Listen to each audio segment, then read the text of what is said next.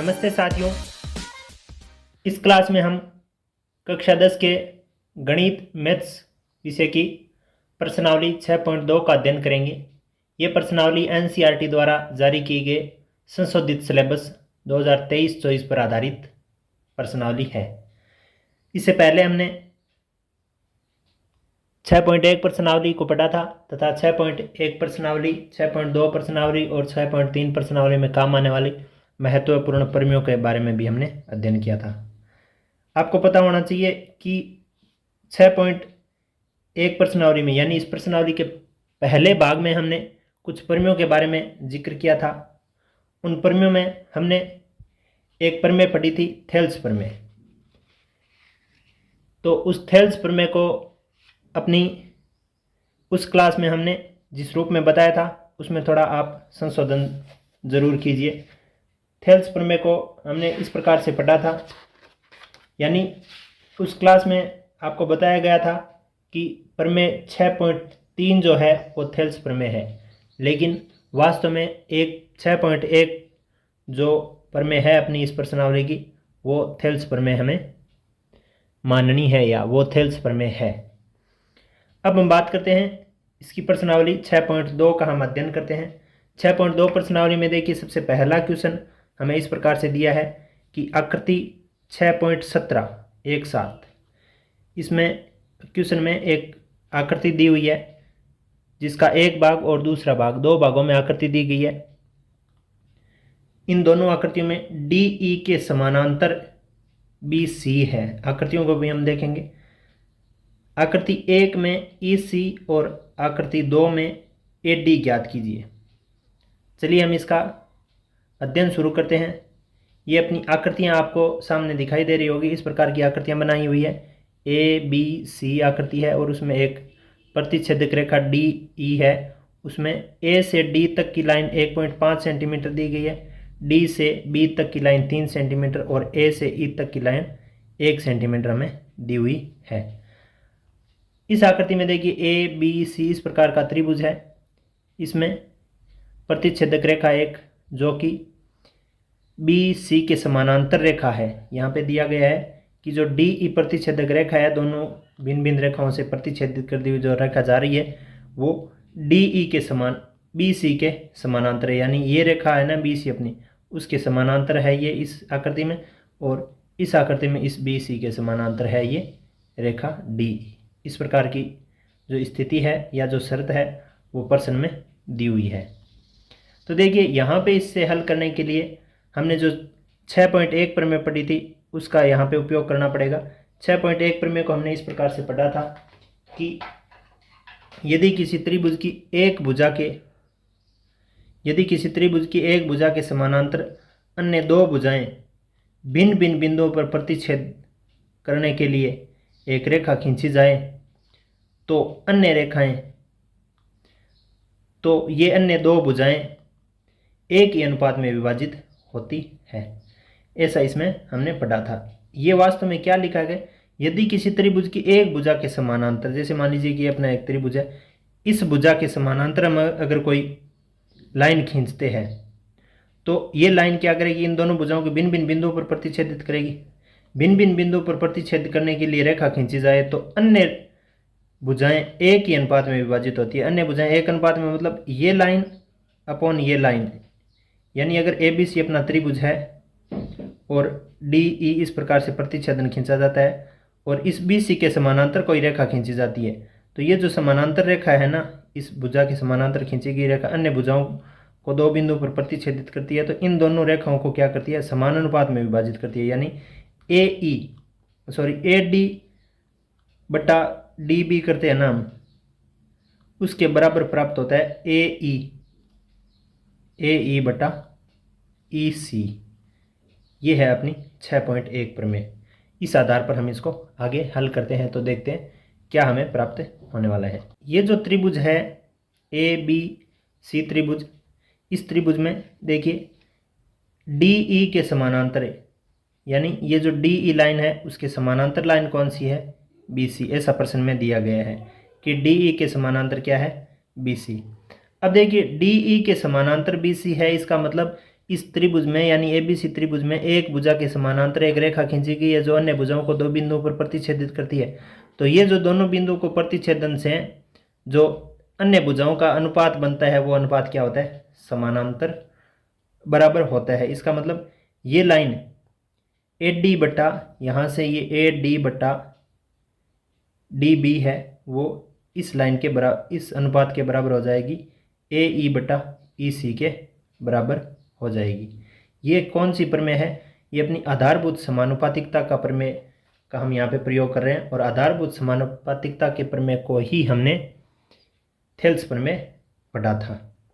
अब देखिए हमें क्या क्या दिया गया है वो हम यहाँ पे लिखेंगे। जैसे मान लीजिए कि इस प्रश्न में हम देखते हैं तो ए से डी का मान दिया गया है, ए डी का मान दिया गया है 1.5, तो हमने ए डी की जगह लिख दिया 1.5 सेंटीमीटर।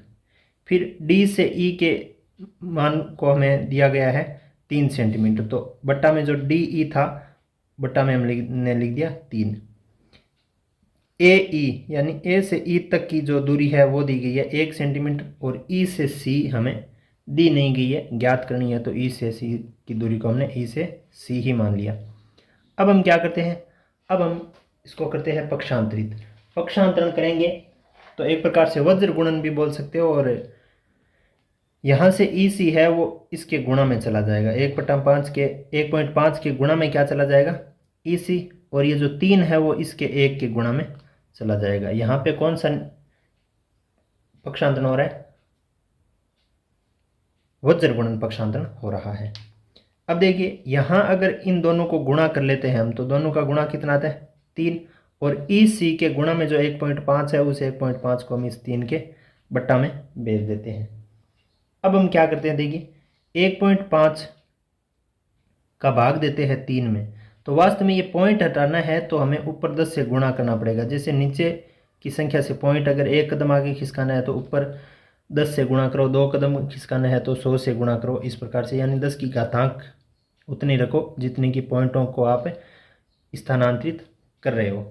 दाईं ओर जितने स्थानांतरित करने हैं उतने 10 की घातांक वाले पद से गुणा करना होता है।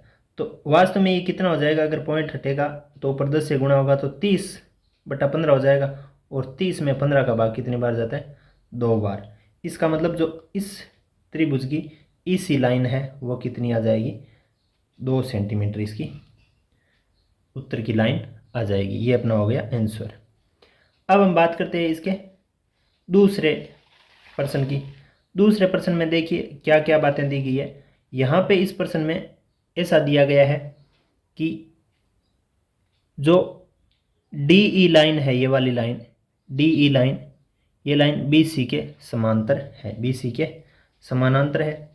और अगर ऐसा है, अगर ऐसे समानांतर है लाइन, तो आधारभूत समानुपातिकता के प्रमेय से हम कह सकते हैं कि जो A D upon D B होगा उसके बराबर ही ए ई अपॉन ई सी होगा।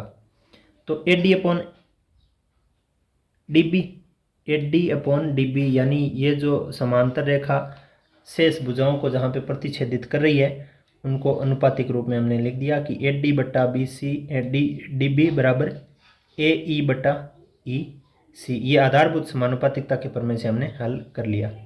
ए डी का मान हमें ज्ञात करना है, इसमें नहीं दिया गया है।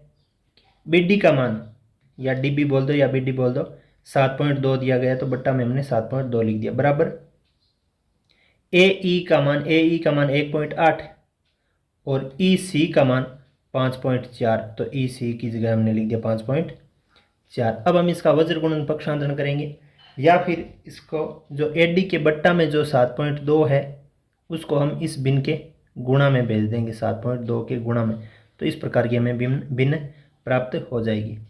अब देखिए नेक्स्ट स्टेप में हम 1.8 और 5.4 के पॉइंट पक्षांतरण करते हैं, पॉइंट हटाते हैं। तो देखिए यहाँ पे भी एक अंक तक ही पॉइंट खिसकना था, यहाँ पे भी एक अंक पे तक ही पॉइंट खिसकना था। इसका मतलब इसको खिसकाने के लिए नीचे 10 से गुणा करना होता, इसको खिसकाने के लिए ऊपर 10 से गुणा करना होता, तो ये आपस में कट जाते यानी प्रभावहीन हो जाते।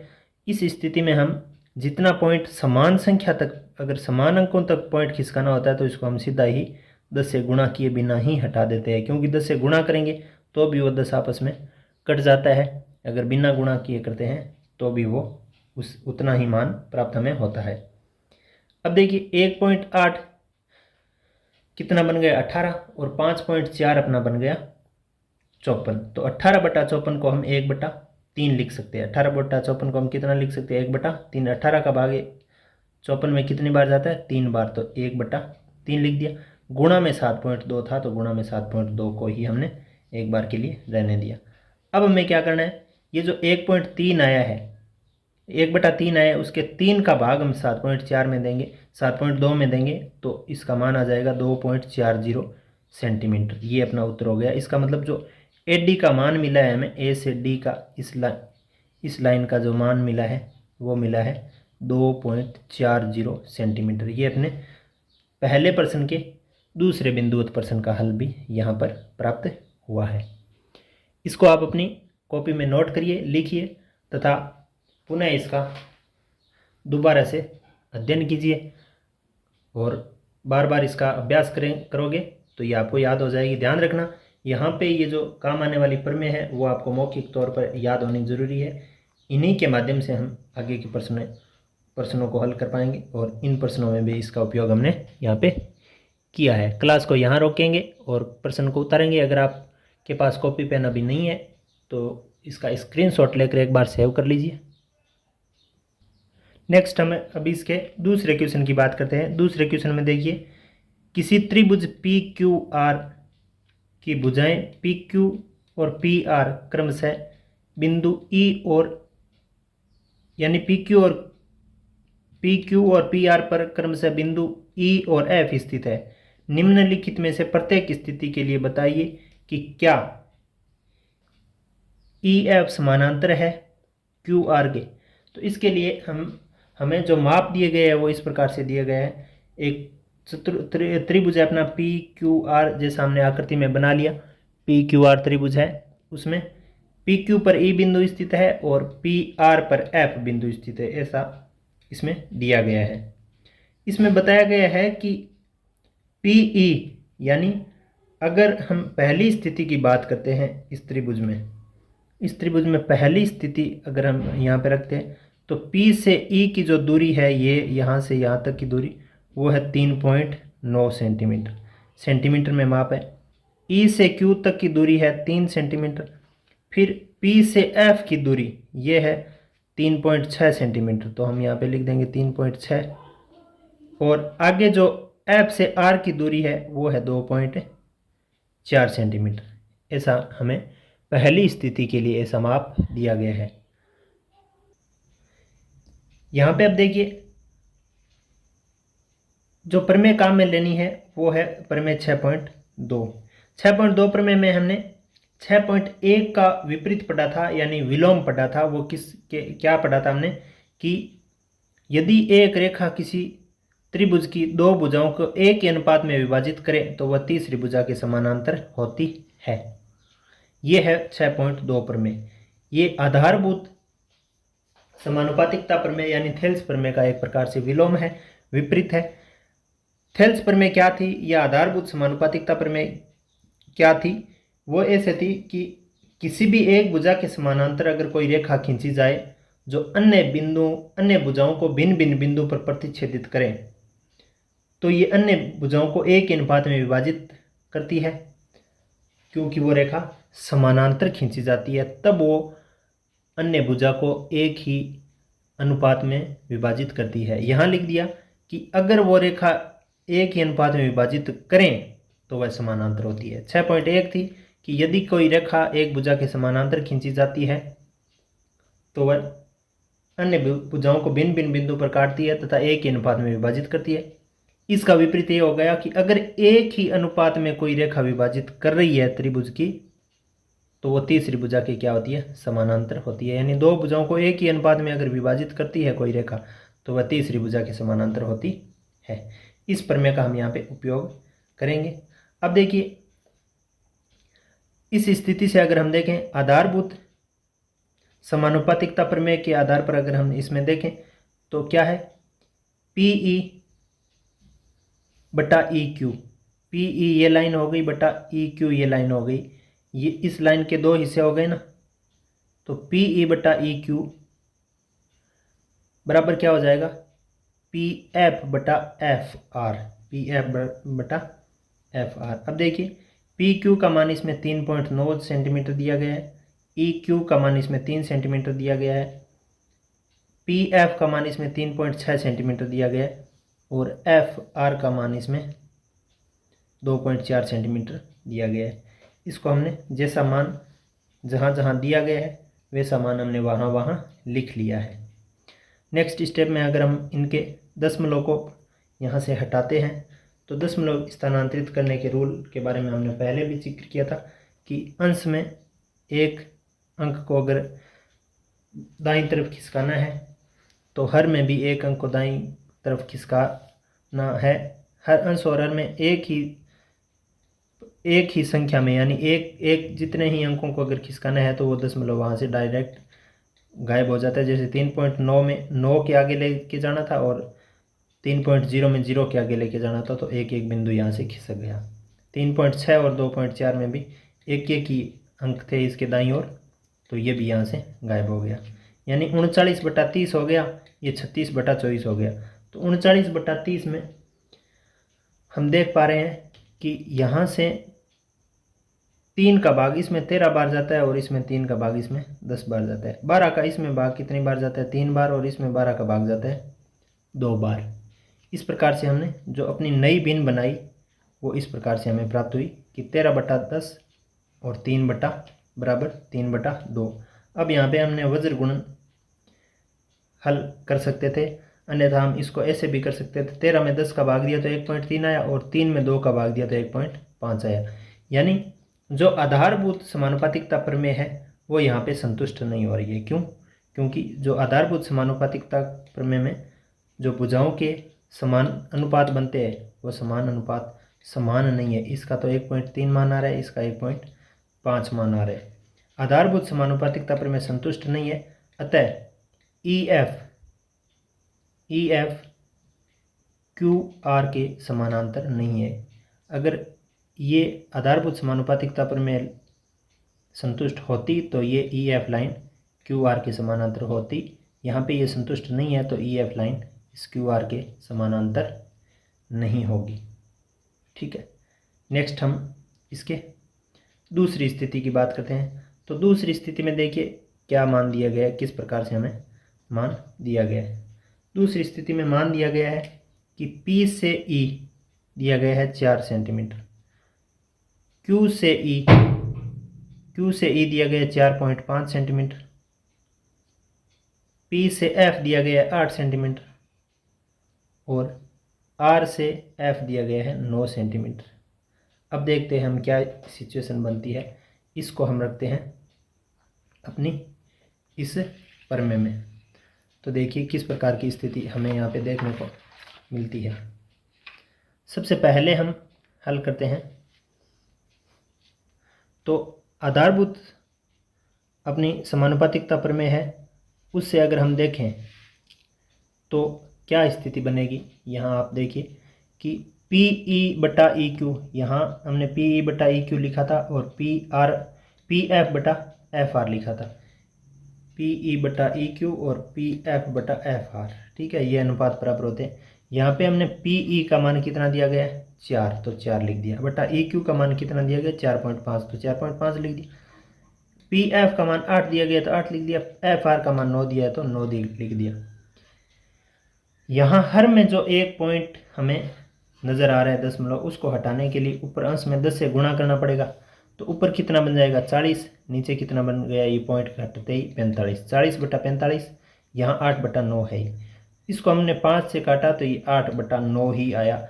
यहाँ पे हमें बिन जो नज़र आ रही है 8/9 इस तरफ आ रही है, 8/9 इस तरफ आ रही है। आधारभूत समानुपातिकता प्रमेय क्या है, संतुष्ट है, अतः पी एफ क्यू आर के समानांतर होगा। पी एफ किसके समानांतर होगा, क्यू आर के समानांतर होगा। ये हमने यहाँ तक के प्रश्न का जिक्र कर लिया। अब हम इसके तीसरे बिंदुवत प्रश्न की बात करेंगे। तीसरे बिंदुवत प्रश्न में देखते हैं कि क्या क्या मान दिया गया है। तीसरे बिंदुवत प्रश्न में दिया गया पी क्यू का मान, पी से क्यू ये पूरा मान दिया गया है 1.28। फिर P P से R का मान यानी इस पूरी लाइन का मान दिया गया 2.56 2.56। फिर P से E का मान दिया गया 0.18 और P से F का मान दिया गया 0.36। इन मानों को हम रखेंगे इसमें और फिर चेक करेंगे कि ये आधारभूत समानुपातिकता प्रमेय का पालन कर रहे हैं या नहीं कर रहे हैं। तो आधारभूत समानुपातिकता प्रमेय यही कहती है कि अगर कोई रेखा एक रेखा की समानांतर और अन्य बिंदुओं को अन्य भुजाओं को भिन्न भिन्न बिंदुओं पर प्रतिच्छेदित करें तो वो समान अनुपात में विभाजित करती है।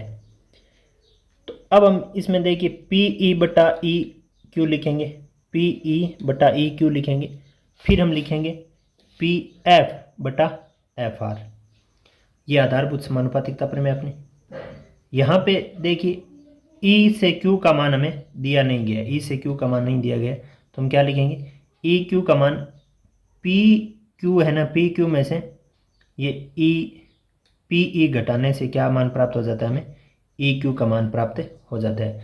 जैसे मान लीजिए यहाँ से यहाँ तक का हमें पूरा मान दिया गया है, यहाँ से पी से क्यू तक का मान हमें दिया गया है और ये इधर वाला भी दिया गया है। तो हम क्या करेंगे, इस पूरे मान में से ये जो मान है वो घटा लेंगे, तो ये इधर जो बच रहा है क्यू ई वो हमें प्राप्त हो जाएगा। तो हम पी ई बट्टा में जो ई क्यू है उसको उसकी जगह हमें P Q minus P E लिखना पड़ेगा, P Q minus P E. उसी प्रकार यहाँ से हमें पी एफ तो दिया गया है तो ऊपर तो हम पी एफ का मान लिख देंगे, तो पी एफ की जगह पी एफ, लेकिन फिर एफ आर का मान नहीं दिया गया, एफ आर का, लेकिन ये पूरा मान दिया गया, पी से आर का मान दिया गया। तो पी से आर के मान में से हम क्या करेंगे, ये पी एफ घटा लेंगे, तो क्या बच जाएगा, एफ आर बच जाएगा। अब देखिए हम मान रखते हैं, पी ई का मान 0.18 दिया गया है, पी क्यू का मान 1.28 माइनस पी ई का मान दिया गया है 0.18। इसी प्रकार पी एफ का मान 0.36 और P R minus P F की जगह हम लिखेंगे 2.56 माइनस 0.36। जैसा मान दिया गया है वे सामने लिख दिया। ये 0.18 तो ऊपर आ गया, 0.36 इधर आ गया। 1.28 में से 0.18 घटाएंगे तो 1.10 बच जाएगा और इसमें से ये घटाएंगे तो 2.20 बच जाएगा।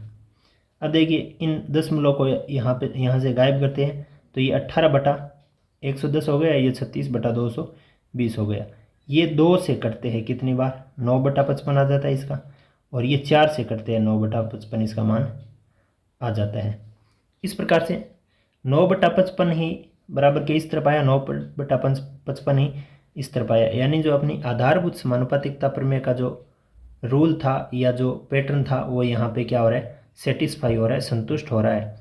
तो इसका मतलब क्या हुआ, आधारभूत समानुपातिकता प्रमेय संतुष्ट है। अतः पी ई एफ है ना अपना, जो ये ई एफ लाइन, ये लाइन क्यू आर के समानांतर होगी, इस लाइन के समानांतर होगी, क्योंकि ये आधारभूत समानुपातिकता प्रमेय का क्या कर रही है, पालन कर रही है। आधारभूत समानुपातिकता प्रमेय क्या है कि किसी रेखा को अगर कोई त्रिभुज की एक रेखा के समानांतर कोई रेखा की इस प्रकार से खींची जाए कि दोनों भुजाओं को अन्य भिन्न भिन्न बिंदु पर प्रतिच्छेदित करे और समानुपात में विभाजित करे, भिन्न भिन्न बिंदु पर प्रतिच्छेदित करे और समानुपात में विभाजित करे, तो वो खींची गई रेखा पहली रेखा के समानांतर होती है। तो ये रेखा समानुपात में विभाजित कर रही है, बराबर बराबर अनुपात, यानी इसका जो अनुपात आ रहा है 9:55 वही अनुपात इसका 9:55 आ रहा है, इसका भी 9:55 आ रहा है। तो ये लाइन क्या हो जाएगी, आधारभूत समानुपातिकता प्रमेय को संतुष्ट करने वाली हो जाएगी। तो इसका मान उत्तर हम लिख देंगे कि अतः ये लाइन क्या है, क्यू आर के समानांतर है। इस प्रकार से हमने इस दूसरे भाग के तीनों बिंदुवत प्रश्नों के उत्तर को हमने यहाँ पे हल कर लिया है। आप क्लास को यहाँ रोक के इसे अपनी कॉपी में नोट करिए, लिखिए तथा बार बार इसका पुनः अभ्यास ज़रूर कीजिए। मैथ्स में जितना खुद अभ्यास करोगे उतना ही आपको बेहतर तरीके से समझ में आएगा और हमेशा के लिए याद रहेगा। नेक्स्ट अब हम इसके तीसरे क्वेश्चन की बात करें तो तीसरे क्वेश्चन में इस प्रकार की बात दी गई है कि आकृति 6.18 में यदि एल एम, यहाँ से यह ऐसी आकृति दी गई है, इसमें एल से एम जो लाइन है ये सी बी के समानांतर है। एल एम लाइन किसके समानांतर है? सी बी के समानांतर। और एल से एन की जो ये लाइन है दिखाई दे रही है, एल एन लाइन है, वो सी डी के समानांतर है, यानी इसके समानांतर है। यानी एल एम ये लाइन इसके समानांतर है और ये वाली लाइन इसके समानांतर है। तो सिद्ध करना है कि ए एम यानी ए एम बट्टा ए बी, ए एम बटा ए बी बराबर किसके होना चाहिए? ए एन बटा ए डी के बराबर होना चाहिए। तो इसके लिए हमें आकृति में क्या जो चीज़ दी गई है वो इस प्रकार से है कि एल एम किसके समानांतर है, यानी एल एम किसके समानांतर है? सी बी के समानांतर है। तो इस त्रिभुज ए बी सी में अगर हम बात करें, ए बी सी में, तो इस भुजा के समानांतर कोई रेखा है जो शेष भुजाओं को दो अन्य भागों पर विभाजित कर रही है। तो अगर ऐसी स्थिति है तो ये शेष भुजा को दो भागों में विभाजित कर रही है, तो ये समानुपात में विभाजित करेगी। यानी ए एम बटा ए बी होगा ना, ए से एम बटा ए बी होगा, उतना ही ए से एल बटा ए सी होगा। ए एम बटा ए बी ये वाली पूरी लाइन, उसके बराबर कौन सा अनुपात आएगा? ए एल बटा ए सी। यानी ए एम ऊपर है तो आगे ए एल हो जाएगा, ए बी नीचे है तो ए सी हो जाएगा। इस स्थिति के आधार पर इसी प्रकार अगर हम दूसरे बात करें त्रिभुज ए सी डी में, इस त्रिभुज को लें तो इस त्रिभुज में भी एक भुजा के समानांतर एक भुजा खींची गई है। त्रिभुज की एक भुजा के समानांतर कोई भुजा खींची गई है तो शेष भुजाओं को भिन्न भिन्न बिंदु पर प्रतिच्छेदित कर रही है। तो ये भिन्न भिन्न बिंदुओं पर प्रतिच्छेदित कर रही है तो ये समानुपात में विभाजित करेगी, यानी ए के अनुपात में विभाजित करेगी। यानी ए एन बटा ए डी होगा उतना ही ए एल बटा ए सी होगा। तो यहाँ हम समानुपातिकता प्रमेय से, आधारभूत समानुपातिकता प्रमेय से लिख सकते हैं कि ए एन बटा ए डी है वो अपना ए एल बटा ए सी के बराबर होना चाहिए। क्यों? क्योंकि यहाँ पे त्रिभुज की एक भुजा के समानांतर ये भुजा खींची गई है, इसलिए ये आधारभूत समानुपातिकता प्रमेय हमने पढ़ी थी 6.1, इसलिए। अब देखिए समीकरण नंबर 1 और समीकरण नंबर 2 में दो को हम एक साथ देखें तो ए एम बटा ए बी के बराबर ए एल बटा ए सी है और ए एन बटा ए डी के बराबर भी ए एल बटा ए सी है। यानी ए एल बटा ए सी ए एल बटा ए सी के बराबर ए एम बटा ए बी भी है और ए एन बटा ए डी भी है। इसका मतलब समीकरण नंबर 1 और 2 से हम अगर इसका आंकलन करें तो ए एम बटा ए बी भी ए एन बटा ए डी के बराबर होगा। क्योंकि हमने समीकरणों में पढ़ा था कि कोई भी दो राशियां एक ही राशि के बराबर होती है तो वो आपस में बराबर होती है। जैसे ए एल बटा ए सी के बराबर ये है और ए एल बटा ए सी के बराबर ही ये है, इसका मतलब ये दोनों तो आपस में बराबर है ही है। तो इस आधार पर हमने इस बात को लिख दिया समीकरण नंबर 1 और 2 को हल करके। तो यहाँ तक पहुँचते ही हमारे प्रश्न की जो मुख्य मांग थी कि ए एम बटा ए बी के बराबर ए एन बटा ए डी दर्शाइए, तो ये भी हमें प्राप्त हो गया। ए एम बटा ए डी के ए बी के बराबर ए एन बटा ए डी हमें प्राप्त हो गया। तो हम इसके एक उत्तर की लैंग्वेज के रूप में लिख देंगे कि ये इति सिद्धम, ये प्रूव हुआ, हेंस प्रूव्ड। ठीक है, इसको आप अपनी कॉपी में लिखिए, नोट करिए तथा स्वयं इसका एक बार अभ्यास ज़रूर कीजिए। चलिए नेक्स्ट हम इसके चौथे क्वेश्चन की बात कर लेते हैं। चौथे क्वेश्चन को देखिए, यहाँ पे हम देख पा रहे हैं चौथे क्वेश्चन में इस प्रकार की आकृति है। ये आकृति 6.19 आकृति है। ये कैसी आकृति है? कौन से क्रमांक की आकृति है? 6.19। तो इसमें लिखा है कि आकृति 6.19 में डी ई समानांतर ए सी है। यानी डी से ई की जो लाइन है, ये लाइन ये ए से सी के समानांतर है, इस लाइन के समानांतर है। डी ई लाइन किसके समानांतर है? ए सी के समानांतर है। और डी एफ यानी डी से एफ की ये जो लाइन है ये ए से ई के समानांतर है, यानी इसके समानांतर है। तो सिद्ध कीजिए कि, यहाँ पे सिद्ध क्या करना है? सिद्ध कीजिए कि बी एफ बटा एफ ई, बी एफ बटा एफ ई बराबर किसके होना चाहिए, बी ई, ये बी से ई बटा ई सी के बराबर होना चाहिए, बी ई बटा ई सी के बराबर होना चाहिए। यानी इन दोनों का अनुपात है वो अनुपात ही इससे इसके अनुपात के बराबर होना चाहिए। तो चलिए हम हल करते हैं इसको। तो त्रिभुज ए बी सी की बात हम सबसे पहले यहाँ पे करते हैं। ए बी सी त्रिभुज यहाँ पे हमें कौन सा नज़र आ रहा है, ए बी सी त्रिभुज में, ए बी सी त्रिभुज में क्या दिया गया है, ए बी सी त्रिभुज यहाँ पे नहीं होगा, हाँ ए बी सी त्रिभुज यहाँ पे नहीं होगा, नहीं ए बी सी त्रिभुज ही होगा। ए बी सी त्रिभुज में देखिए ये जो इस लाइन के समानांतर एक लाइन दी गई है डी ई लाइन, ए सी के समानांतर क्या दी गई है, डी ई लाइन दी गई है। इसका मतलब ये जो शेष दोनों भुजाओं का जो विभाजन हुआ है ना, ये समान अनुपात में विभाजित होगा। यानी ये लाइन, इस लाइन को ये हमें देखना है सिर्फ, और कोई सी भी लाइन को हमें नहीं देखना है। इस लाइन के माध्यम से हम इसको हल करते हैं, इतना इतना हमें देखना है। अब देखिए इस स्थिति में हम देखें तो ये समानांतर है, इसका मतलब आधारभूत समानुपातिकता प्रमेय के माध्यम से हम लिख सकते हैं कि डी बी डी, बी से डी का अनुपात लिखते हैं हम डी से ए का, यानी बी डी का अनुपात डी ए के साथ है, वही अनुपात बी ई का ई सी के साथ होगा, बी ई का ई सी के साथ होगा। यानी शेष दो भुजाएं, ये भुजा और ये भुजा, शेष दोनों भुजाएं होगी तो ये आपस में क्या होगी, बराबर अनुपात में विभाजित होगी। ठीक है, आगे देखिए त्रिभुज बी ए ई में हम बात करते हैं। अब हम कौन से त्रिभुज में बात करेंगे, बी ए ई में। अब बी ए ई त्रिभुज अपना कौन सा है, बी ए ई त्रिभुज, ये वाला त्रिभुज है। इस त्रिभुज में इस लाइन के यानी ए ई लाइन के समानांतर एक लाइन खींची गई है डी एफ। इस त्रिभुज में ए ई के समानांतर डी एफ लाइन खींची गई है। डी एफ लाइन किसके समानांतर है, ए ई के। तो आधारभूत से समानुपातिकता प्रमेय से हम क्या लिख सकते हैं कि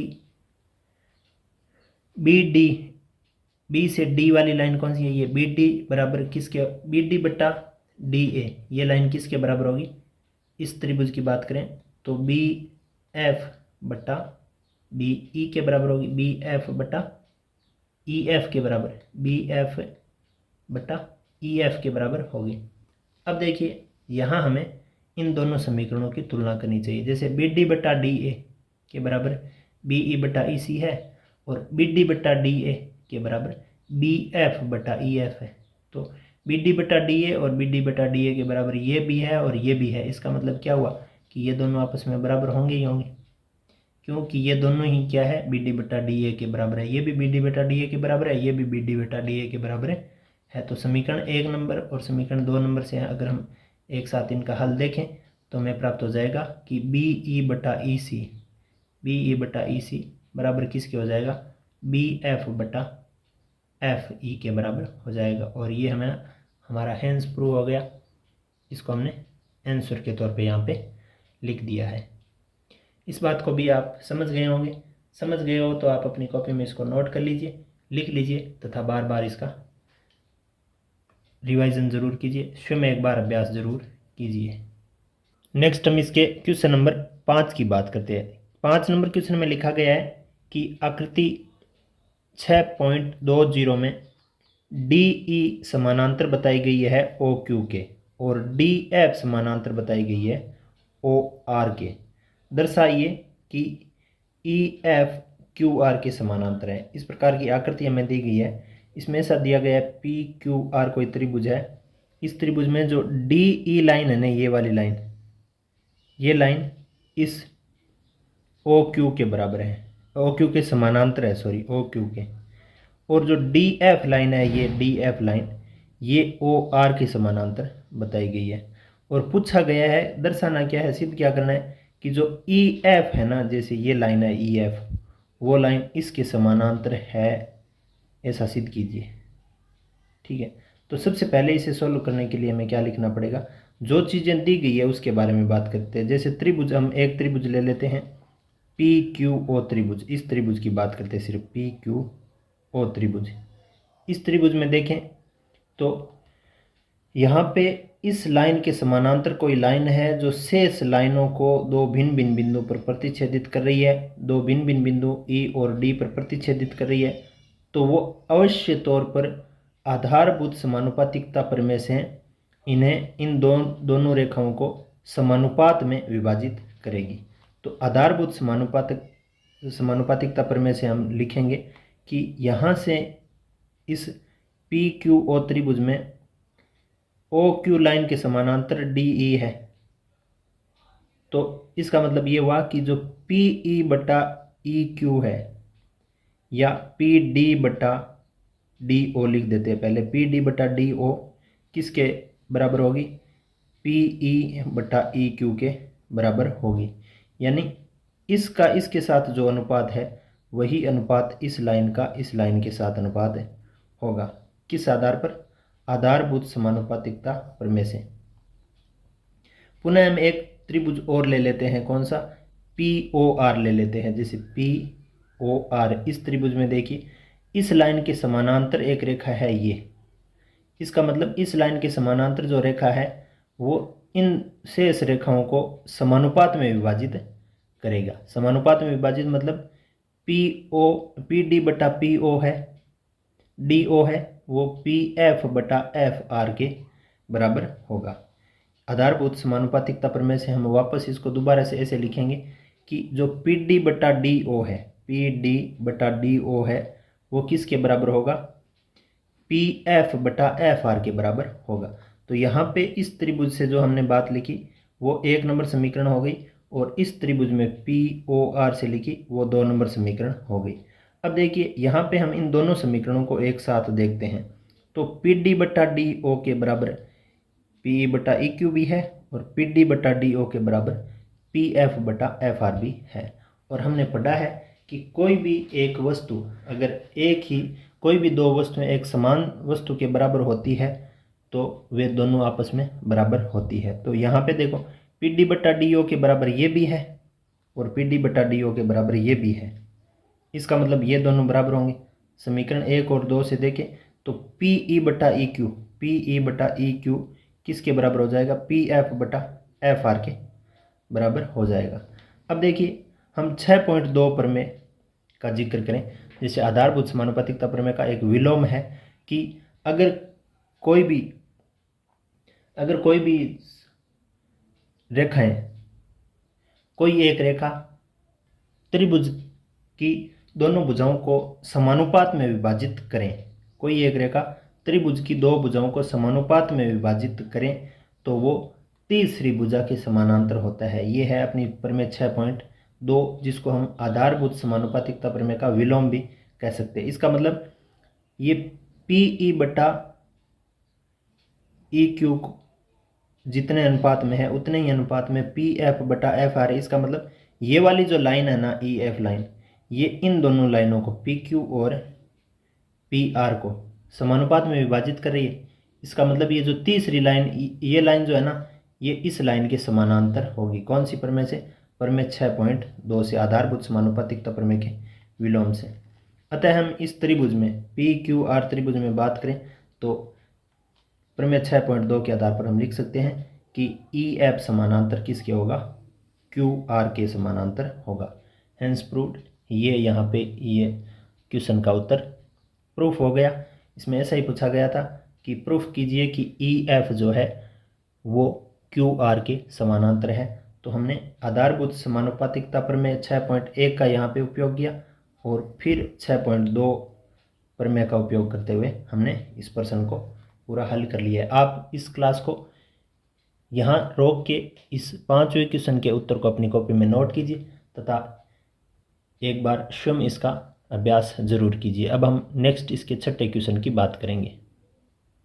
क्वेश्चन 6 अपना इस प्रकार से दिया गया है कि आकृति 6.21 में क्रमशः O P O Q O R पर स्थित बिंदुओं, जैसे ये आकृति दी हुई है अपनी पी क्यू आर त्रिभुज है, और यहाँ पे इन बिंदुओं से जो एक रेखाएं खींची जा रही है वो ओ पे प्रतिच्छेदित कर रही है। OPOQOR पर स्थित बिंदु ABC इस प्रकार स्थित है। इन बिंदुओं पर O से जो मिलाने पर जो रेखाएं बन रही है उन पर A B और C इस प्रकार से स्थित है कि AB लाइन है ना, ये वाली AB लाइन यहाँ आपको नज़र आ रहा होगा, A है और यहाँ B है। ये AB लाइन इस PQ के समानांतर है। AC लाइन, ये वाली AC लाइन ये PR के समानांतर है, ये दोनों समानांतर है। तो हमें दर्शाना है कि BC यानी ये वाली जो लाइन है BC लाइन है ये इस QR के समानांतर है, ऐसा हमें बताना है। यानी इस त्रिभुज में और इस त्रिभुज में तो दी गई है कि ये AB लाइन PQ के समानांतर है और AC लाइन PR के समानांतर है, तथा यहाँ पे इसको सिद्ध करना है कि BC भी QR के समानांतर है या नहीं, ये यहाँ पे हमें प्रूव करना है। तो यहाँ देखिए दिया गया है, एक बार हम त्रिभुज ले लेते हैं OPQ। अपना OPQ त्रिभुज कौन सा है हमें दिखाई दे रहा है, O से P और P से Q, ये त्रिभुज हमारे पास है। तो इस त्रिभुज में हम बात करें तो यहाँ देखिए इस लाइन में यानी PQ लाइन के समानांतर एक लाइन खींची गई है AB। तो हमने पढ़ा था कि किसी भी त्रिभुज में एक रेखा के समानांतर अगर कोई रेखा इस प्रकार से खींची जाए कि वो दोनों रेखाओं को, शेष दोनों रेखाओं को भिन्न भिन्न बिंदुओं पर प्रतिच्छेदित करें, तो वो शेष यानी अन्य रेखाओं को या शेष रेखाओं को समानुपात में विभाजित करती है। ऐसा हमने आधारभूत समानुपातिकता प्रमेय में पढ़ा था, वो हमें याद भी हो गई होगी। अब देखिए आधारभूत समानुपातिकता प्रमेय का हमने अभी अभी रिवाइजन किया, पढ़ा है। अब देखिए इसका मतलब क्या हुआ कि इसमें POQ त्रिभुज में अगर PQ के समानांतर AB है तो इसका मतलब ये हुआ कि AO बट्टा AP करेंगे वो किसके बराबर हो जाएगा, OB बट्टा BQ के बराबर हो जाएगा। यानी OA बट्टा AP OB बट्टा OQ के बराबर होगा। बट्टा का मतलब होता है अनुपात, यानी इसका अनुपात इसके साथ है, वही अनुपात इसका इसके साथ होगा। ये एक नंबर समीकरण अपनी बन जाएगी। यानी OA बट्टा AP बराबर किसके होगा, OB अनुपात BQ के बराबर, OB अनुपात BQ के बराबर। ये अपनी समीकरण नंबर 1 हो गई। अब हम इसी प्रकार दूसरा एक त्रिभुज और ले लेते हैं, कौन सा, OPR त्रिभुज ले लेते हैं। OPR त्रिभुज ये अपना O से P से R, ये बंद त्रिभुज है। इसमें जो PR लाइन है उसके समानांतर एक AC लाइन खींची गई है। इसका मतलब क्या हुआ कि ये जो इसके समानांतर रेखा खींची गई है वो शेष रेखाओं को समानुपात में विभाजित करेगी। मतलब OA के अनुपात, OA का अनुपात AP के है साथ है, वही अनुपात इसका OC का CR के साथ होगा। यानी इसमें बताया गया है इस त्रिभुज में OPR त्रिभुज में AC लाइन है ना वो PR के समानांतर खींची गई है। तो आधारभूत समानुपातिकता के प्रमेय को हमने यहाँ पे लागू किया, कौन से में, OPR पर। तो OPR पर लागू करने से OA बट्टा AP किसके बराबर हो गया, OC बट्टा CR के बराबर हो गया। ये अपनी हो गई समीकरण नंबर 2, समीकरण नंबर 2। अब हम क्या करेंगे, समीकरण नंबर 2 से आगे अगर इन दोनों समीकरणों को हम एक साथ देखें, जैसे समीकरण नंबर 1 और समीकरण नंबर 2 का हम एक साथ आंकलन करते हैं, कैसे आंकलन होगा, जैसे OA बट्टा AP के बराबर ये लाइन है, ये अनुपात है, और OA बट्टा AP के बराबर ये अनुपात भी है। इसका मतलब क्या हुआ, OA बट्टा AP यानी ये दोनों आपस में बराबर हो जाएंगे, ये दोनों आपस में बराबर हो जाएंगे। यानी कोई भी दो वस्तुएं या कोई भी दो मान एक ही मान के बराबर होते हैं तो वो आपस में बराबर भी होते हैं। तो यहाँ पे देखिए, जैसे मान लीजिए यहाँ एक अच्छा उदाहरण है, जैसे हम 1 किलो के बाट से चाहे चीनी तोलें चाहे चाय तोलें, अगर 1 किलो के बाट से हमने तोला है तो वो दोनों चीनी और चाय बराबर होंगे। जैसे OA के बराबर OA बट्टा AP के बराबर ये है और OA बट्टा AP के बराबर ये है। इसका मतलब ये दोनों आपस में अनुपात जो है ये आपस में बराबर होंगे। तो इस आधार पर हम समीकरण नंबर 1 और समीकरण नंबर 2 से लिख सकते हैं कि ओ बी बटा बी क्यू, ओ बी बटा बी क्यू किसके बराबर होगा, ओ सी बटा सी आर के बराबर होगा, ओ सी बटा सी आर के बराबर होगा। नेक्स्ट देखिए हम इसको, आधारभूत समानुपातिकता प्रमेय की विलोम प्रमेय कौन सी है, 6.2 प्रमेय। आधारभूत समानुपातिकता प्रमेय की विलोम प्रमेय अपनी जो 6.2 है, कैसी 6.2 प्रमेय क्या है, यदि एक रेखा किसी त्रिभुज की दो भुजाओं को एक के अनुपात में अगर विभाजित करें तो वह तीसरी भुजा के समानांतर होती है। ये हम बार बार पढ़ते आ रहे हैं कि यदि कोई भी एक रेखा त्रिभुज की दो भुजाओं को एक के अनुपात में विभाजित करती है तो वो भुजा तीसरी भुजा के समानांतर होती है।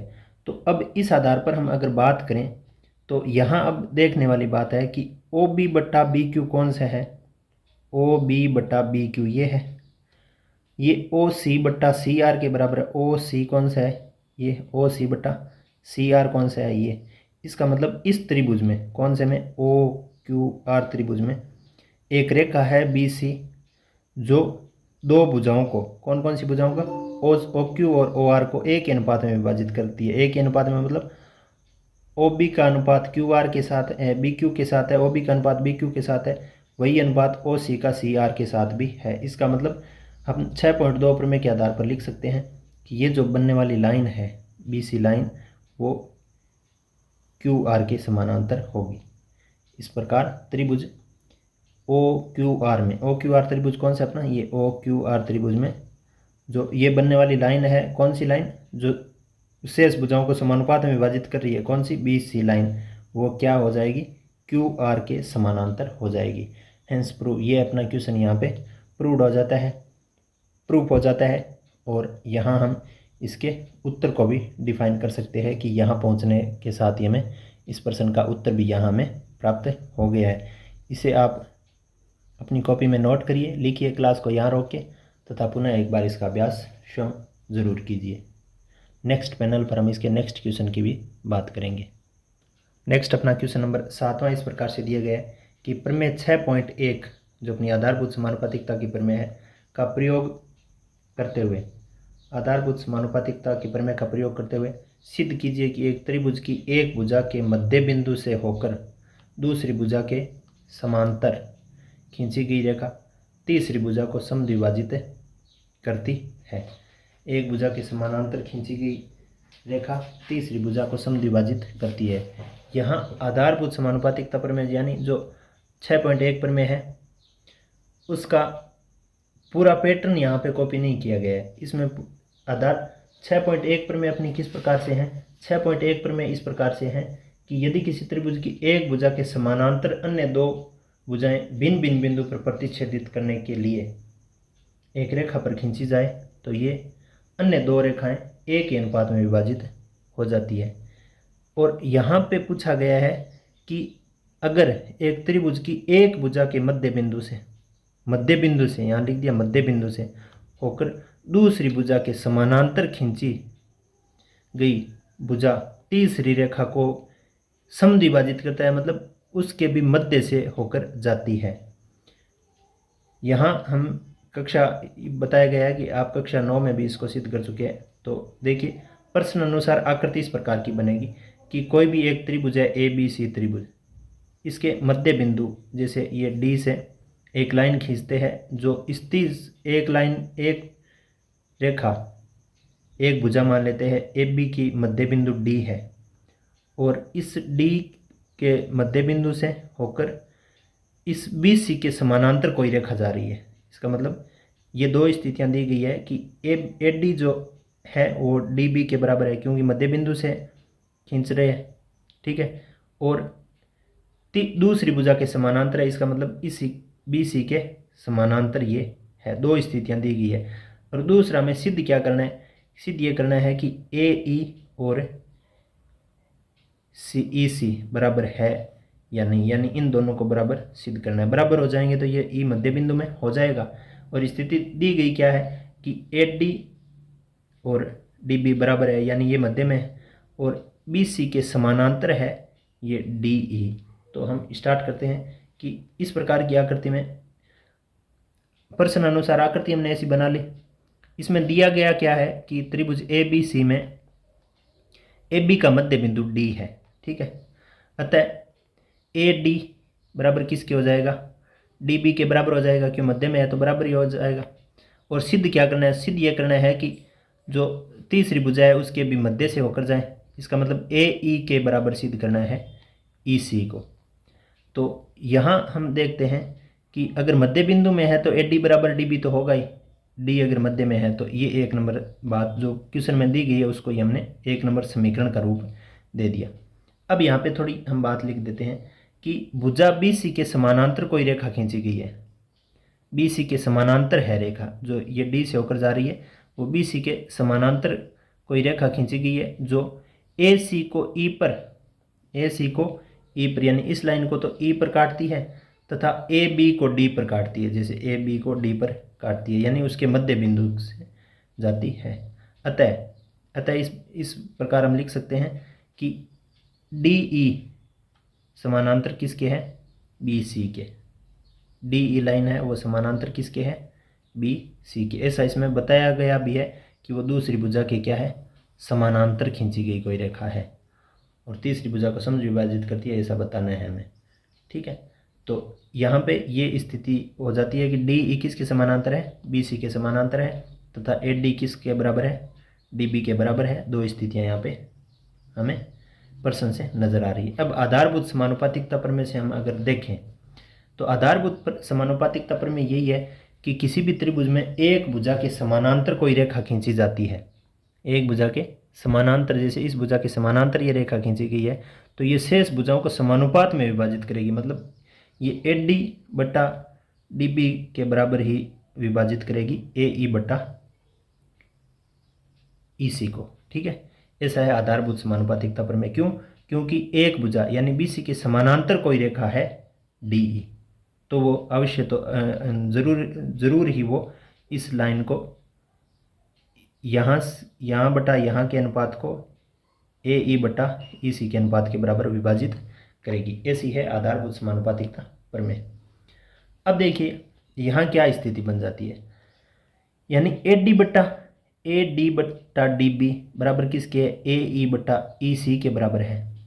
अथवा हम कह सकते हैं कि ए डी बटा जो डी बी है वो दोनों तो प्रश्न में बराबर दी गई है क्योंकि डी मध्य बिंदु है, तो ए डी बटा डी बी की जगह हमने क्या लिख दिया, डी बी की जगह भी ए डी लिख दिया।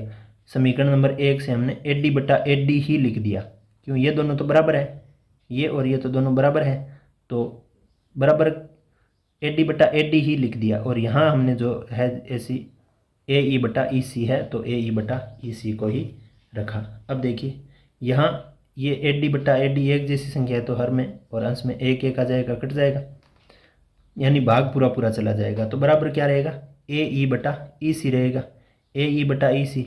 अब ए ई बटा ई सी को वज्र गुणन पक्षांतरण मान लो या सीधा पक्षांतरण करेंगे तो एक से इसका पक्षांतरण करेंगे तो क्या आ जाएगा, ए ई के बराबर ई सी आ जाएगा, ए ई के बराबर क्या आ जाएगा, ई सी आ जाएगा, क्योंकि ई सी को यहाँ एक से गुणा करेंगे और इस एक को ए ई से गुणा करेंगे तो यहाँ पे स्थितियाँ क्या बन जाएगी, ए ई बराबर ई सी हो जाएगी। और ऐसा ही इसमें पूछा गया था, यही सिद्ध करना था कि ए ई बराबर ई सी है। अतः हम इसकी एक अगर प्रूव करने के बाद अगर ऐसी लाइन लिखें तो हम ऐसे लिख सकते हैं, इस पूरे प्रश्न की भाषा को दोबारा अगर आप लिखना चाहो तो ऐसा लिख सकते हो कि यहाँ सिद्ध कीजिए की जगह लिखना है अतः हम कह सकते हैं कि एक त्रिभुज की एक भुजा के मध्य बिंदु से होकर दूसरी भुजा के समानांतर खींची गई रेखा तीसरी भुजा को समद्विभाजित करती है। अतः सिद्ध कीजिए की जगह हमें सिर्फ लिखना है अतः हम कह सकते हैं कि, क्योंकि हमने यहाँ सिद्ध कर दिया कि ए ई यानी इस लाइन के मध्य बिंदु से जो लाइन जा रही है और इसके समानांतर जो लाइन जा रही है, यानी एक ऐसी लाइन जो एक भुजा के मध्य बिंदु से और दूसरी भुजा के समानांतर जाए, वो तीसरी भुजा के भी मध्य बिंदु से होकर जा रही है, इस तीसरी भुजा के मध्य बिंदु से होकर जा रही है, मतलब ए ई बराबर ई सी भी हो रहा है। ये हमने यहाँ पे प्रूव कर दिया। यहाँ अगर आप वापस लैंग्वेज लिखना चाहो तो सिद्ध कीजिए की जगह लिखना है अतः हम कह सकते हैं, वापस की से स्टार्ट करके पूरा का पूरा, कि एक त्रिभुज की एक भुजा के मध्य बिंदु से होकर दूसरी भुजा के समानांतर खींची गई रेखा तीसरी भुजा को समद्विभाजित करती है। इस प्रकार से हमने इस 7वें क्वेश्चन को हल को भी अपने इस बोर्ड के पैनल पे हल कर लिया है। आप इसको अपनी कॉपी में नोट कीजिए तथा स्वयं एक बार इसका अभ्यास ज़रूर कीजिए। अब नेक्स्ट पैनल पर हम इसके अगले क्वेश्चन की बात करेंगे। नेक्स्ट अपना क्वेश्चन है इसका 8 नंबर, प्रमेय 6.2 का प्रयोग करते हुए।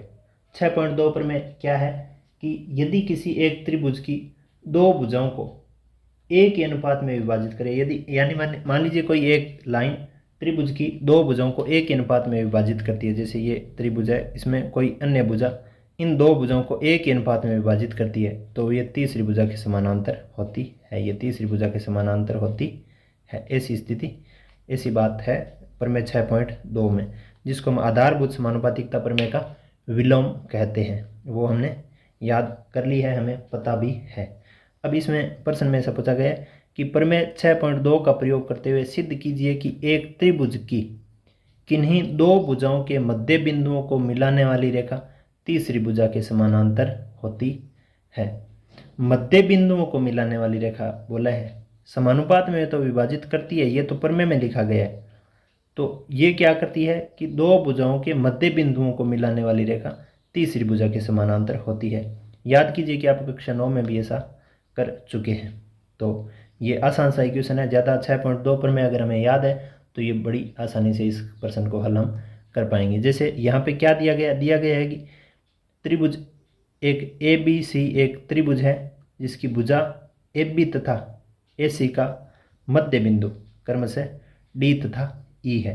इस प्रकार की स्थिति दी गई है कि कोई ABC इस प्रकार का त्रिभुज है, ठीक है, ABC, A B बिंदु ये मान लेते हैं और C बिंदु ये मान लेते हैं, जिसकी भुजा AB और AC, AB का और AC का मध्य बिंदु क्या है, D और E है, D और E है। अब यहाँ पे ये दोनों मध्य बिंदुओं को मिलाने वाली रेखा, अब यहाँ तक अगर प्रश्न को देखें तो मध्य बिंदुओं को मिलाने वाली रेखा तीसरी भुजा के समानांतर होती है। तो हमें यहाँ सिद्ध क्या करना है कि ये जो मध्य बिंदु को मिलाने वाली रेखा है DE लाइन है, वो किसके समानांतर बतानी है, BC के समानांतर बतानी है। तो BC के समानांतर, जैसे यहाँ हम लिखेंगे कि सिद्ध क्या करना है कि DE समानांतर किसके बतानी है, BC के। यानी ये जो मध्य बिंदु को मिलाने वाली रेखा है, दो रेखाओं के मध्य बिंदु को मिलाने वाली रेखा को तीसरी भुजा के समानांतर हमें सिद्ध करना है। तो इसका हम प्रमाण यहाँ पे ऐसे लिखेंगे, यानी प्रूव हम यहाँ से स्टार्ट कर रहे हैं कि प्रश्न में क्या दिया गया है कि D मध्य बिंदु है, ABC त्रिभुज में क्या दिया गया है, AB का मध्य बिंदु D है। हम ऐसे लिखेंगे AB का मध्य बिंदु, यहाँ पे लिख ही दिया कि AB का मध्य बिंदु D और AC का मध्य बिंदु E है।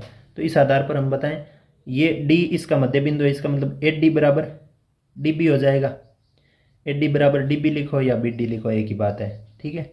और दूसरा हो जाएगा AE किसके बराबर हो जाएगा, इसे EC के बराबर हो जाएगा। यहाँ पे दो हमने समीकरणों का नाम यहाँ पे दे दिया कि अगर ये D इसका मध्य बिंदु है और E इस लाइन का मध्य बिंदु है तो AD और DB के बराबर होगा और AE EC के बराबर होगा, ठीक है। ये हमने दो समीकरण ले ली है यहाँ पे। अब आगे क्या करेंगे, अब इनका हम क्या करते हैं, समीकरण नंबर 1 को समीकरण नंबर 2 से भाग देते हैं, या हम ऐसे करते हैं कि समीकरण नंबर 1 का जो ये BD है ना, BD को हम यहाँ पे AD के बट्टा में ले आते हैं। तो बराबर में क्या बचेगा, जैसे मान लीजिए कि AD है, AD के बट्टा में हम क्या ले आए, इसका B और D, तो बराबर में क्या बचा, बराबर में 1 बचा। 1 नंबर समीकरण का ऐसा रूप बन गया। अब 2 नंबर समीकरण में जैसे AE है ना, AE के बट्टा में हम क्या ले आते हैं, यहाँ पे जो EC है ना वो ले आते हैं E और C, तो बराबर क्या बचेगा, 1 बचेगा। ये दोनों समीकरणों की अब दोनों समीकरणों को एक साथ देखो, जैसे AD बट्टा DB का मान भी 1 है और AE बट्टा EC का मान भी 1 ही है। इसका मतलब इसका मान भी, पूरे तंत्र का मान या अनुपातों का मान 1 और इनका भी मान 1। इसका मतलब ये दोनों तो आपस में बराबर हो ही जाएंगे। यानी दो राशियां अगर 1 के बराबर है तो वो दोनों राशियां आपस में अवश्य तौर पर बराबर होगी। तो यहाँ पे AD बट्टा BD बराबर किसकी हो जाएगी, AE बट्टा ई सी के बराबर हो जाएगी। 1 नंबर समीकरण और 2 नंबर समीकरण से यहाँ पे हम आपको समझ में आ गया होगा कि अगर इस बी डी को यहाँ भेज दें तो बराबर में क्या बचेगा 1, और ए ई सी को इसके बट्टा में भेज दें तो बराबर में क्या बचेगा 1। तो 1 के बराबर ये है, 1 के बराबर ये है, इसका मतलब ये दोनों आपस में बराबर हो जाएंगे। ये दोनों का मतलब ए डी बट्टा बी डी का अनुपात ए ई बट्टा ई सी के अनुपात के बराबर हो जाएगा। तो समीकरण नंबर 1 और समीकरण नंबर 2 से हम लिख सकते हैं कि ए डी बट्टा बी डी बराबर ए ई बट्टा ई सी होगा। अथवा अब एक और बात लिखें, अथवा हम ऐसे भी लिख सकते हैं कि ए डी बट्टा बी डी है, ए डी बट्टा बी डी किसके बराबर है? ये दोनों ए डी बट्टा बी डी यानी दोनों एक ही माप के है, एक ही माप के है। तो हम बी डी के बराबर क्या लिख सकते हैं? बी डी के बराबर क्या लिख सकते हैं? बी डी बराबर ए डी लिख सकते हैं। बी डी और ए डी तो दोनों बराबर ही है क्योंकि डी इसका मध्य बिंदु है। इसी प्रकार ई सी को भी हम क्या लिख सकते हैं? ई सी को हम ए ई लिख सकते हैं क्योंकि ए सी का मध्य बिंदु है ई, तो ऊपर जितनी बची ए ई उतनी ही नीचे ए सी बचेगी। तो नेक्स्ट पार्ट में अगर हम इसके मान को रखें कि ए डी बटा ए डी कर दिया, बी डी की जगह भी ए डी कर दिया, और ए ई बटा ई सी की जगह ए ई बटा ए ई कर दिया, बराबर 1 बचा। तो समीकरण नंबर 1 और 2 से हल हमें प्राप्त हो गया। कैसा हल प्राप्त हुआ? हमें इस प्रकार की स्थिति प्राप्त हुई कि ये दोनों रेखाएं क्या हो जाएगी? समानांतर हो जाएगी, क्योंकि एक ही अनुपात में विभाजित हो रही है। एक ही अनुपात में कैसे विभाजित हो रही है? तो एक ही अनुपात में विभाजित क्यों? क्योंकि यहाँ पे हम ए डी बट्टा डी बी को बराबर किसके देख पा रहे हैं? ए ई बट्टा ई सी के बराबर देख पा रहे हैं। तो अपनी 6.2 पर में है ना कि अगर कोई रेखा दो रेखाओं को एक अनुपात में विभाजित करे तो वो तीसरी रेखा के समानांतर होती है। तो हम ऐसे इसको लिख सकते हैं कि ए डी बट्टा डी बी का अनुपात जो है वो ए ई बट्टा ई सी के अनुपात के बराबर है। अतः हम ऐसा लिख सकते हैं कि जो डी ई लाइन है वो पैरेलल या समांतर हो जाएगी किसके? बी सी के। ये अपना हो जाएगा आंसर। ये इतना क्या हो जाएगा? आंसर हो जाएगा। इसको आप अपनी कॉपी में नोट कर लीजिए। समीकरण नंबर 1 और समीकरण नंबर 2 से हमें जो उत्तर मिला है वो ऐसा है कि ए डी बटा डी बी और ए ई बटा ई सी है। अतः अपनी जो प्रमेय है 6.2 प्रमेय 6.2 से हम ऐसा लिख सकते हैं कि ये आपस में समानांतर होगी, क्योंकि 6.2 प्रमेय ऐसी कहती है कि यदि एक रेखा त्रिभुज की दो भुजाओं को एक ही अनुपात में विभाजित करें तो वो तीसरी भुजा के समानांतर होती है। तो ये जो लाइन है ना डी ई लाइन, ये इन दो भुजाओं को एक ही अनुपात में विभाजित करिए तो ये तीसरी भुजा के समानांतर होगा। ये ऐसी प्रमेय 6.2 अपनी कहती है। इसको आप अपनी कॉपी में लिख लीजिए, नोट कर लीजिए तथा इसका आप एक बार स्वयं अभ्यास जरूर कीजिए। नेक्स्ट पैनल पर हम इसके नेक्स्ट क्वेश्चन की बात करेंगे। नेक्स्ट हम अपने क्वेश्चन नंबर 9 की बात करते हैं। इसमें ऐसे दिया गया है कि ए बी सी डी एक समलंब है। समलंब का मतलब होता है कि एक ऐसा चतुर्भुज जिसकी आमने सामने की भुजाओं का एक जोड़ा समानांतर होता है, तो वो क्या होता है? समलंब होता है। तो इसमें दिया गया है कि ए बी सी डी एक समलंब है जिसमें ए बी समानांतर दी गई है डी सी के, तथा इसके विकर्ण परस्पर बिंदु ओ पर प्रतिच्छेदित करते हैं। उदाहरण करते हैं, दर्शाइए कि ए ओ बटा बी ओ बराबर सी ओ बटा डी ओ है। तो अब हमें क्या करना पड़ेगा? जैसा प्रश्न में दिया गया है, जैसे ए बी सी डी एक समलंब दिया गया है मतलब, तो अब समलंब चतुर्भुज की एक आकृति बनानी पड़ेगी, उसका ए बी सी डी हमें नाम देना पड़ेगा। फिर हम उस आकृति से संबंधित प्रश्न में दी गई तथ्यात्मक बातों को यहाँ लिखेंगे। कैसे? देखिए कि ए बी सी डी एक समलंब चतुर्भुज बताया गया प्रश्न में, तो हमने ए बी सी और डी एक समलंब चतुर्भुज बना लिया। प्रश्नानुसार आकृति जो है वो ऐसी हमारी बनेगी, जिसमें ए बी के समानांतर क्या दी गई है? डी सी दी गई है। ए बी के समानांतर क्या दी गई है? D C. यहाँ से यहाँ पे देखिए ए बी के समानांतर क्या है? D C. तो हमने भी जो आकृति बनाई है उसमें ए बी जो लाइन है उसके समानांतर डी सी लाइन को रखा है। अब देखिए आगे हमें क्या लिखना है। आगे इस प्रश्न में जो बातें दी गई है वो हम लिखते हैं कि ए बी सी डी एक समलंब है, ऐसा प्रश्न में दिया गया है, जिसमें ए बी समानांतर सी डी दी गई है। सी डी बोल दो या डी सी बोल दो, एक ही बात है। और विकर्ण ए सी तथा बी डी, ए सी तथा बी डी एक दूसरे को बिंदु ओ पर प्रतिच्छेदित कर रहे हैं, यानी विकर्ण जो खींचेंगे वो एक दूसरे को ओ पर प्रतिच्छेदित करते हैं, ऐसा प्रश्न में दिया गया है। तो हमने जो बातें दी गई है उनको यहाँ पे लिख लिया है, नोट कर लिया है। आगे देखिए हमें सिद्ध क्या करना है। सिद्ध करना है कि ए ओ बटा बी ओ बराबर सी ओ बटा डी ओ, यानी ए ओ का अनुपात बी ओ से है, वो का वही अनुपात सी ओ का अनुपात डी ओ से है क्या, ऐसा सिद्ध करना है। ठीक है, तो इसके लिए हमें देखिए सबसे पहले क्या लिखनी है, एक रचना करनी है। रचना किस प्रकार से कि चतुर्भुज तो समांतर चतुर्भुज समलंब चतुर्भुज तो हमने बनाया और विकर्णों को ओ पर प्रतिच्छेदित किया, वो तो प्रश्न की मांग थी। यहाँ तक कोई रचना वाली बात नहीं है। इस प्रश्न की भाषा को हमने ज्यामितीय रूप दिया था। रचना वही होती है जो हमें हमारी सहायता के लिए करनी पड़ती है। जैसे मान लीजिए रचना में किस प्रकार से कर ली कि ओ बिंदु से ए बी के समानांतर एक लाइन खींच ली, जो कि ए बी के समानांतर जो लाइन खींची वो ओ से होती हुई जाती है और ए डी को डी पर प्रतिच्छेदित करती है या ई पर प्रतिच्छेदित करती है या एक ई पर काटती है। ठीक है, ए बी के समानांतर है ये ई ओ, ठीक है, जो कि ए डी को डी पर काटती है। ये सामने एक रचना के तौर पर एक इसका पार्ट जोड़ लिया। यहाँ देखिए ए बी और ई ओ हमने रचना की है ऐसी, तो एक नंबर बात ये हम समीकरण नंबर 1 इसका दे देंगे। और ए बी समानांतर सी डी प्रश्न में दी गई है, ए बी समानांतर डी सी बोल दो या सी डी बोल दो, ये 2 नंबर समीकरण दे दी, ऐसा प्रश्न में दिया गया है। अब देखिए हम समीकरण नंबर 1 और समीकरण नंबर 2 को एक साथ देखें। जैसे ए बी के समानांतर ई ओ भी है और ए बी के समानांतर सी डी भी है, इसका मतलब ई ओ और सी डी आपस में समानांतर होंगे। जैसे ये दोनों लाइनें प्रश्न में दी गई है समानांतर है और इसके समांतर ये हमने रचना से खींची है, इसका मतलब ये और ये भी तो समानांतर ही होगी, इसका मतलब ई ओ है वो सी डी के समांतर है। ये अपनी बात नंबर या समीकरण नंबर 3 हो गई।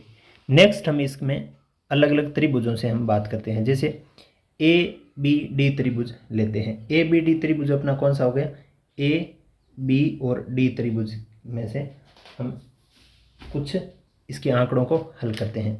तो ए बी डी त्रिभुज में देखिए ए से बी और बी से डी, ये जो त्रिभुज बना, इस त्रिभुज में ये जो ए बी लाइन है इसके समानांतर हमने एक रेखा रचना की थी ई ओ की। इसका मतलब क्या हुआ कि ए बी के समानांतर ई ओ हमने रचना की थी। ए बी के समानांतर ई ओ रचना की, इसका मतलब क्या हुआ कि अगर किसी एक त्रिभुज की समांतर भुजा एक त्रिभुज की एक भुजा के समानांतर अगर हम कोई रेखा खींचे तो वो शेष भुजाओं को क्या करती है, समानुपात में विभाजित करती है। इसका मतलब जो ए से ई दूरी है, ए ई बटा ई डी है, ए ई बटा ई डी है, वो बी ओ बटा ओ डी के बराबर होगी। ए ई से ई डी के साथ अनुपात है, वही अनुपात बी ओ से ओ डी के साथ होगा। ये अपनी आधारभूत समानुपाती प्रमेय से हम ऐसा लिख पा रहे हैं। समीकरण नंबर अपनी होगी 4। इसी प्रकार हम देखिए एक दूसरा त्रिभुज और लेंगे, ए सी डी लेंगे, ए सी और डी। ए सी डी त्रिभुज अपना कौन सा है, ये वाला त्रिभुज ए सी डी त्रिभुज होगा। ए सी डी त्रिभुज में देखिए ए सी डी त्रिभुज में जो एक रेखा है डी सी रेखा, इसके समानांतर एक रेखा है ई ओ। तो इसका मतलब ये जो शेष रेखाएं हो गई ए डी और ए सी, उसको समानुपात में विभाजित करेगी। इसका तात्पर्य हम ऐसे लिख सकते हैं कि समीकरण 3 से हमने देखा है कि जो ई ओ लाइन है वो डी सी के समांतर है या सी डी के समांतर है। समीकरण 3 में हमने ऐसा यहाँ पे सिद्ध किया था। तो इसका मतलब क्या हुआ कि समानुपात आधारभूत समानुपातन प्रमेय के माध्यम से हम लिख सकते हैं कि अगर ए सी डी त्रिभुज में डी सी के समानांतर कोई रेखा ई ओ है तो वो शेष भुजाएं जैसे ए डी और ए सी को समानुपात में विभाजित करेगी। इसका मतलब ए ई बटा ए डी होगा वो ए ओ बटा ओ सी के बराबर होगा। ई डी ए ई बटा ई डी ओ ई बटा ओ सी के बराबर होगा। ये अपनी होगी समीकरण नंबर 5। समीकरण नंबर 5। अब देखिए हम क्या करेंगे, समीकरण नंबर 4 और समीकरण नंबर 5 को एक साथ हम देखते हैं। समीकरण नंबर 4 क्या कहती है, ए ई बटा ई डी इसके बराबर है। समीकरण नंबर 5 ये कहती है कि ए ई बटा ई डी इसके बराबर है। इसका मतलब ये जो बी ओ बटा ओ डी है उसके बराबर सी ओ बटा ओ सी भी है, क्योंकि ये दोनों ही किसके बराबर है, ए ई बटा ई डी ए ई बटा ई डी के बराबर है। इसका मतलब ए ई बटा ई डी ए ई बटा ई डी के दोनों बराबर होने के कारण ओ ई बटा ओ डी भी ओ ए ओ सॉरी बी ओ बटा ओ डी भी ए ओ बटा ओ सी के बराबर होगी। समीकरण नंबर 4 और समीकरण नंबर 5 से हम ए ओ बटा ओ सी बराबर बी ओ बटा ओ डी लिख सकते हैं। अब देखिए हम इसका पक्षांतरण करेंगे। क्यों करेंगे, क्योंकि ये लगभग प्रश्न के उत्तर तक की बातें आ चुकी है, लेकिन प्रश्न के जो दर्शाने वाली बात थी वहाँ तक फाइनल नहीं पहुँची है। तो हम क्या करेंगे, बी ओ को यहाँ इसके भाग में ले आ जाएंगे और ओ सी को यहाँ इसके गुणा में लेके जाएंगे, पक्षांतरण करेंगे। तो ए ओ के बटा में क्या आ जाएगा, ये बी ओ आ जाएगा। ए ओ के बटा में बी ओ आ गया और ये जो ओ सी है वो इस ओ डी के भाग में चला जाएगा। तो यहाँ कैसे बन जाएगी, बी ओ बटा बी ओ ए ओ बटा बी ओ ए ओ बटा ये वाला बी ओ और ये ओ सी या सी ओ बोल सकते हैं, सी ओ बटा डी ओ। ऐसा हमें प्रश्न में सिद्ध करने के लिए या दर्शाने के लिए बोला गया था, हमने यहाँ पे दर्शा दिया है। तो इस प्रकार से हमने इस प्रश्न के हल को भी अपने इस पैनल पे हल कर लिया है। आपने इस प्रश्न को समझ लिया तो आप इसको अपनी कॉपी में क्लास को यहाँ रोक के नोट करिए, लिखिए तथा इसका एक बार स्वयं अभ्यास जरूर कीजिए। नेक्स्ट पैनल पर हम अगले क्वेश्चन की बात करेंगे, क्वेश्चन नंबर 10। इस प्रश्न में जो बातें दी गई है उसको हम यहाँ पे लिख लेते हैं। कैसे, देखिए ऐसा दिया गया है कि ए बी सी डी एक चतुर्भुज है जिसके विकर्ण ए सी तथा बी डी एक दूसरे को बिंदु ओ पर प्रतिच्छेद करते हैं। इसका मतलब जो हमें आकृति मिलेगी वो इस प्रकार की आकृति मिलेगी। ए बी सी डी एक चतुर्भुज बनाना पड़ेगा और इस चतुर्भुज में एक स्थिति ऐसी भी दी गई है कि ए ओ बटा बी ओ बराबर सी ओ बटा डी ओ के बराबर है। ए ओ बटा बी ओ बराबर सी ओ बटा डी ओ के बराबर है, यानी इन दोनों का अनुपात इन दोनों के अनुपात के बराबर है। ऐसी स्थिति भी दी गई है। अब हम क्या करने हैं, हमें यहाँ पे सिद्ध क्या करना है, ए बी सी डी एक समलंब है। ए बी सी डी एक समलंब है, इसका मतलब आमने सामने की भुजाओं का एक जोड़ा अगर हम समांतर सिद्ध कर देते हैं तो वो हम समलंब अपने आप ही हो जाएगा। या तो हम ए बी के समानांतर डी सी कर देंगे या फिर ए डी के समानांतर ए बी सी कर देंगे। भुजाओं के आमने सामने की एक जोड़ा अगर समानांतर हो गया तो वो क्या होगा, समलंब चतुर्भुज हो जाएगा। ऐसी स्थिति हमें यहाँ पे निर्धारित करनी है, बतानी है। तो चलिए नेक्स्ट हम इसमें एक रचना के तौर पे नया इसमें फैक्टर जोड़ते हैं कि बिंदु ओ से ए बी समानांतर ई ओ खींचा, यानी ए बी के समानांतर एक लाइन खींचते हैं हम ई ओ कहाँ से, बिंदु ओ से खींची है जो कि ए डी को ई पर प्रतिच्छेदित करती है। जैसा हमने पिछले क्वेश्चन में किया था ऐसा ही यहाँ पे हम एक रचना के तौर पे एक पार्ट यहाँ भी हम कर रहे हैं।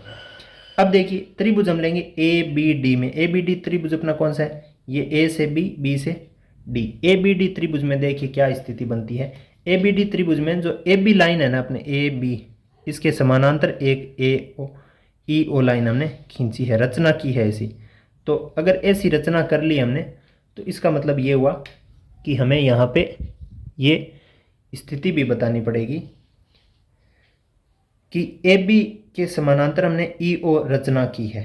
ए बी के समानांतर ई ओ रचना की है, इसका मतलब किसी भी त्रिभुज में एक भुजा के समानांतर अगर कोई रेखा होती है तो वो दूसरी भुजा को समानुपात में विभाजित करती है, समानुपात में विभाजित करती है, ऐसा कहती है आधारभूत समानुपातिक प्रमेय, आधारभूत समानुपातिकता प्रमेय, जिसको हम बेसिक प्रोपोर्शनैलिटी थ्योरम कहते हैं। बेसिक प्रोपोर्शनैलिटी थ्योरम यानी बीपीटी के नाम से भी हम जानते हैं। जबकि यहाँ दिया गया है ऐसा गया है कि ए ओ बटा बी ओ, ऐसा देखिए यहाँ पे दिया गया ए ओ बटा बी ओ बराबर सी ओ बटा डी ओ के बराबर है, सी ओ बटा डी ओ के बराबर है। अथवा अगर इनको हम और पक्षांतरण करें, जैसे इस सी ओ को इसके नीचे ले आके आ जाए और इस बी ओ को ऊपर भेज दें, तो ए ओ बटा सी ओ, ए ओ बटा सी ओ बी ओ बटा डी ओ के बराबर हो जाएगा। ये एकांतरानुपाती लगाते हैं तब ये होता है, जैसे एक के अंतर से अनुपात लगाते हैं, जैसे इसको यहाँ भेज दिया और इस ओ सी को यहाँ भेज दिया। ऐसा क्यों किया गया? क्योंकि हमारी जो 1 नंबर समीकरण जो अपनी आई है उसमें बी ओ बटा डी ओ है, तो यहाँ देखिए जो प्रश्न में दिया गया है उसमें बी ओ बटा डी ओ नहीं है, तो बी ओ बटा डी ओ बनाने के लिए हम इस बी ओ को यहाँ इस डी ओ के ऊपर भेजते हैं, तो जो डी ओ के ऊपर है सी ओ उसको हम यहाँ पे ए ओ के नीचे भेजते हैं, तो स्थिति क्या बन जाती है? ए ओ बटा सी ओ किसके बराबर हो जाती है? बी ओ बटा डी ओ के बराबर हो जाती है। ये स्थिति नंबर अपनी हो गई 2 नंबर स्थिति हमें यहाँ पे नज़र आई। अब देखिए आगे हम इसकी और बात करते हैं, तो समीकरण नंबर 1 और समीकरण नंबर 2 को एक साथ हम देखते हैं। 1 नंबर समीकरण अपनी क्या कहती है? ए ई बटा ई डी बराबर बी ओ बटा डी ओ है। ऐसी हमने रचना करके आधारभूत समानुपातिकता प्रमेय लगाई, तब हमें प्राप्त हुआ। बेसिक प्रोपोर्शनैलिटी थ्योरम लगाई, तब हमें ये प्राप्त हुआ। अब देखिए 2 नंबर समीकरण जैसा प्रश्न में दिया गया है उसके हिसाब से देखिए तो बी ओ बटा डी ओ, बी ओ बटा डी ओ किसके बराबर है? ए ओ बटा सी ओ के बराबर है। इसका मतलब क्या हुआ कि ये देखिए यहाँ से बी ओ बटा डी ओ के बराबर ये है और बी ओ बटा डी ओ के बराबर ही ये है। ये तो अपनी रचना के आधारभूत समानुपातिकता प्रमेय से ये प्राप्त हुआ है, और ये प्रश्न में जैसा दिया गया है उसके हिसाब से बी ओ बटा डी ओ इसके बराबर होता है। इसका मतलब ये जो दोनों मान है कौन कौन से? ये वाला और ये वाला, ये दोनों बराबर होंगे क्योंकि बी ओ बटा डी ओ और बी ओ बटा डी ओ के बराबर है। ये दोनों ही बी ओ बटा डी ओ के अनुपात के बराबर हैं। अब हम ऐसे लिखेंगे कि ए सी डी अपना कौन सा त्रिभुज है? ए सी और डी, ये वाला त्रिभुज ए से सी, ए से हम करेंगे सी, इसको थोड़ा गहरा कर देते हैं, ए से सी और सी से डी, ए से सी और सी से डी, ये त्रिभुज हम लेते हैं। तो ए सी डी त्रिभुज में अगर हम कि संगत खंड की भुजाएं समानुपाती है, इसलिए आधारभूत समानुपातिकता प्रमेय यानी बेसिक प्रोपोर्शनैलिटी थ्योरम्स के विलोम यानी प्रमेय अपनी 6.2 है, उसके आधार पर हम ऐसा लिख सकते हैं कि ई ओ जो है यानी ई ओ, ये जो लाइन है ई ओ, ये लाइन सी डी के समानांतर है, ई ओ लाइन सी डी के समानांतर है। ऐसा क्यों है? क्योंकि समीकरण नंबर 1 और 2 से हमने देखा कि ई बटा ई डी ए ओ बटा ओ सी के बराबर आई। तो एक रेखा किन्हीं भी 2 भुजाओं को अगर समानुपात में विभाजित करती है तो वो तीसरी भुजा के समानांतर होती है। ऐसी है अपनी आधारभूत समानुपातिकता प्रमेय का विलोम प्रमेय नंबर 6.2। उस आधार पर हम लिख सकते हैं कि यहाँ पे एक रेखा ई ओ 2 भुजाओं ए डी और ए सी को समानुपात में विभाजित कर रही है, ए ई अपॉन ई डी और ए अपॉन ओ सी। इसका मतलब ये इस तीसरी भुजा सी डी या डी सी के समानांतर होगी। ये अपनी समीकरण नंबर हमने इसको नंबर 3 दे दिया। और अगर हम देखें रचना हमने क्या की थी कि ई ओ के समानांतर ए बी हमने रचना की थी। अब देखिए ई ओ जो है ना वो हमने सिद्ध करके तो बताई है सी डी के समानांतर, और रचना से हमने ई ओ को ए बी के समानांतर खींचा था। इसका मतलब क्या हुआ कि ए बी किसके समानांतर है? सी डी के समानांतर होगी। समीकरण नंबर 3 और 4 को अगर एक साथ हम आंकलन करें तो ए बी किसके समानांतर होगी, सी डी के। और ए बी और सी डी, ए बी और सी डी अपना जो एक चतुर्भुज है A B C D, A B C D की सम्मुख भुजाएं हैं, सम्मुख भुजाओं का एक जोड़ा है।